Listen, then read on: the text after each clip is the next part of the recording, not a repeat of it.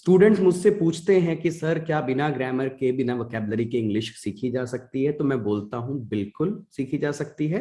In fact जो language आपको आती है, हिंदी, पंजाबी, गुजराती, जिसमें आप बहुत अच्छे हैं, वो भी आपने बिना ग्रामर और बिना वोकैबुलरी के सीखी है। चाहे आप खुद का ही एग्जाम्पल उठा लें, क्या आपने कभी हिंदी लैंग्वेज की कोचिंग ली है? कभी हिंदी लैंग्वेज की ग्रामर के स्ट्रक्चर सीखे हैं? कभी हिंदी लैंग्वेज के वर्ड्स को कलेक्ट करके उसके एग्जाम्पल्स बनाए हैं?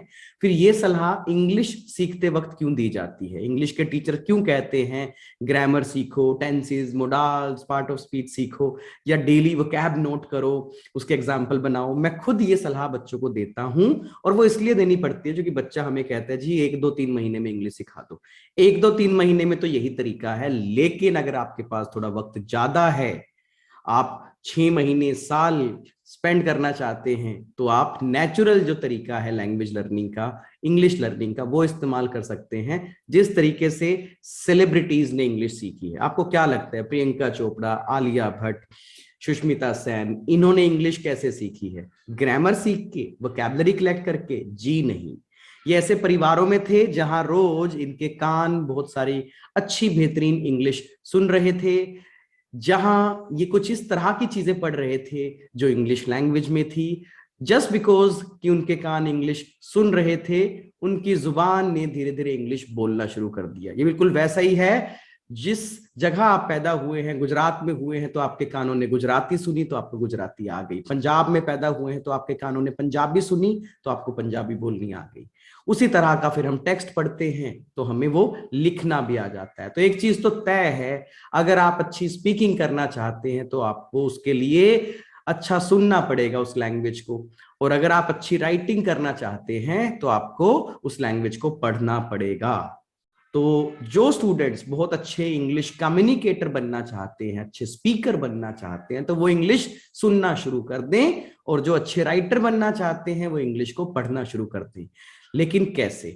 भाई डेली में आप कम से कम 2 घंटे तो डिवोट करो अपनी इंग्लिश को, इंग्लिश लर्निंग को। अगर आप कहीं से कोचिंग भी ले रहे हैं तब भी आपको सेल्फ स्टडी के लिए 2 घंटे तो चाहिए ही चाहिए।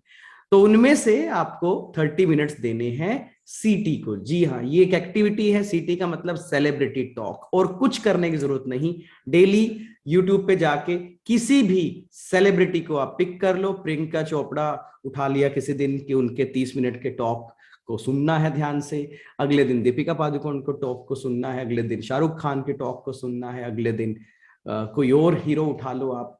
सेलिब्रिटीज जिनकी इंग्लिश मलाई जैसी है, बेहतरीन, जिन जैसा आप बोलना चाहते हो, आप उन्हें सुनो, पर साथ में आपको स्पीकिंग करनी होगी। जो आपने सुना है अपने फ्रेंड के साथ डिस्कस करना होगा। जी हाँ, एफडी, सीटी सेलिब्रिटी टॉक, एफडी फ्रेंड के साथ डिस्कशन, फ्रेंड के साथ डिस्कशन उसी मुद्दे पे। तो ये 30-30 मिनट का डेली का एक रूटीन बना लो अपना, और फिर आपको डेली 30 मिनट इंग्लिश पढ़नी भी है। पढ़ना भी जरूरी है, क्योंकि जो आप पढ़ रहे हो वो किसी का लिखा हुआ है, और किसी ने बहुत बेहतरीन लिखा है तभी आप उसे पढ़ रहे हो। तो बेहतरीन पढ़ोगे तो बेहतरीन लिखने भी लग जाओगे। अब पढ़ना क्या है? Short story. जी हाँ, आपको बहुत बड़े हैवी आर्टिकल पढ़ने की जरूरत नहीं है, अखबार पढ़ने की जरूरत नहीं है। छोटी छोटी कहानियां होती हैं, कोई डिसिप्लिन के ऊपर होती है। उदाहरण के लिए बचपन में हम पढ़ते थे ना थर्स्टी क्रो वाली कहानी, प्यासा कौवा, तो उस तरीके की कहानियों से आप शुरू करें अगर आप बिगिनर हैं। धीरे धीरे करके आप कॉम्प्लेक्सिटी को बढ़ा सकते हैं, पर शुरुआत में बिल्कुल सिंपल स्टोरी, किसी महान आदमी की बायोग्राफी को आप पढ़ सकते हैं। श्री एपीजे अब्दुल कलाम की बायोग्राफी पढ़ लिया, महात्मा गांधी जी की बायोग्राफी पढ़ ली, ठीक है ना। तो शॉर्ट स्टोरीज से आप शुरू करें। लेकिन अगर आपने कुछ पढ़ा है तो उसे लिख के भी देखें, 30 मिनट उसे लिखें। और सबसे अच्छी एक्टिविटी जो आप कर सकते हैं एक दिन में, वो है डायरी एंट्री। जी हाँ, एक डायरी अलग से बना लें। जो भी आपके साथ दिन में घटता है, आप उसे रात को सोने से पहले अपनी डायरी में मेंशन करें। मुझे ये खुद आदत थी 2006 नहीं 2004 से मैं डायरी एंट्री करता था। जब मैं अपने ग्रेजुएशन में एंटर हुआ था 2004 में, तो तकरीबन 7-8 साल मैंने ये एक्टिविटी की। डेली मैं अपनी डायरी में लिखता था कि आज का दिन मेरा कैसा गया, जिससे मेरी खुद की इंग्लिश में काफी इंप्रूवमेंट आई।